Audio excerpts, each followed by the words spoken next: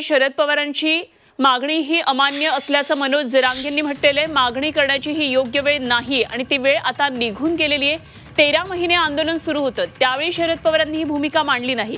अगोदर 50% आत ओबीसी मधून आरक्षण द्या आणि त्यानंतर आरक्षणाची मर्यादा वाढवा, अशी प्रतिक्रिया मनोज जरांगेंनी मांडली आहे।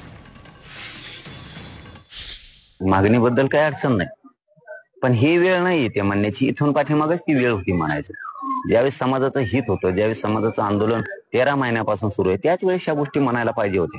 त्यावेळेस म्हणले नाहीत, आता म्हणले ठीक आहे, मागणी चांगली आहे, पण आम्हाला ती गोष्ट आता का मान्य नाही, तर त्याचं कारण असं आहे, तुम्हाला अगोदर आम्हाला 50%च्या आत 27% आरक्षणात घ्यावं लागणार। तरी आम्हाला अगोदर 27% आरक्षणात 50%च्या आत ओबीसी आरक्षणात घ्या आणि तुम्हाला मर्यादा वाढायची तर आम्हाला संख्येच्या प्रमाणात आरक्षण पाहिजे। आमच्या संख्येच्या प्रमाणात आम्हाला आरक्षण द्या आणि मग तुम्हाला काय मर्यादा वाढायची तर वाढा, तुम्ही 200% वाढवा, आम्हाला काहीही देणं घेणं नाही।